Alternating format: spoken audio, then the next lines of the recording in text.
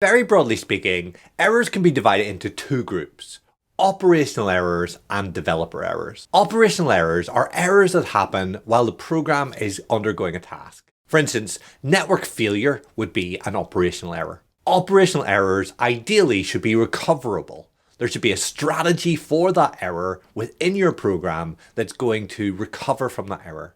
For network failure, we'll retry. For a database connection failure, we'll retry. The other category of error, a developer error, is where the developer has made a mistake. The main example of this is invalid input. In those cases, the program should not keep trying to run. It should crash. And as it crashes, it should do so with a helpful description to help the developer understand where they've gone wrong and to correct their code to make sure that it doesn't happen again. Typically, an input error is handled with the throw keyword. Let's look at some examples. Here I have a half bill function. It's going to take the amount coming in and return it divided by 2. I want to guard against an invalid data type being passed in. So I'll use an if block. In my if block, I'll throw an error and I want to give a helpful description. So I'll say amount must be a number.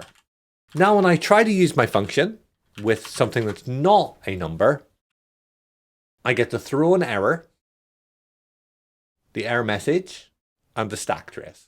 The error constructor is native to JavaScript, so we don't need to do any kind of import. And while it is recommended always to throw with an error object, you can throw whatever you like. So if I wanted to deal against negatives, I could have if amount was less than 0.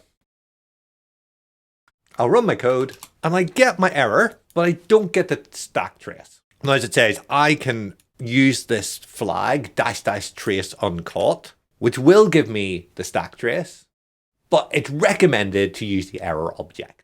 In Node, there are 6 other types of error constructors. They are the EvalError, which are where things have been evaluated incorrectly. They're the syntax error, range error, where the value is not in the right range, reference error, type error, and lastly, the URIError. You can use any of these constructors in your own code, or you can create your own errors. So for here, when my amount was less than 0, I might pass a new range error because that is not in range. And then running my code, I get a range error. It's more specific. It gives me more information. I'm able to find out what's going on. So what if I only want my function to work with even numbers? So I want to throw an error when there's an odd number.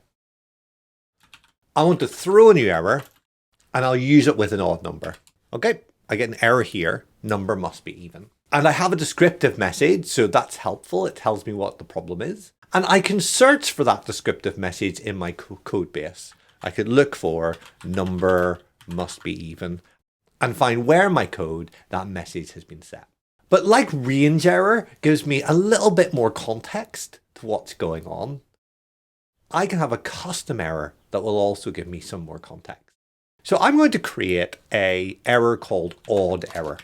And what I would like this to do is I'd like it to say, instead of just error here in my console, I'd like it to say odd error. So I know that that's what my problem is. So I'll create a new class called odd error and I'll extend from error. In my constructor, I can adapt this error however I would like. So I'm going to set the constructor, I'm going to take in the variable name and set a default to empty string, and I'll invoke the parent and I'll say variable name must be even. So when I instantiate this error, I'll pass in the variable name, I'll have a more informed message. The other thing I'd like to do is create a getter for the name of this error. So get name, and I just want to return odd error. So I'll refactor my code now, and instead of throw new error, I'm going to pass in throw odd error, and the variable name I'll pass in as amount. Now when I run my code, I get an odd error, amount must be even. Having a library of custom errors can help you find the source of bugs more effectively, help differentiate between the errors that are found in your code, the error that's found in third-party libraries, and the errors that are found maybe in Node itself.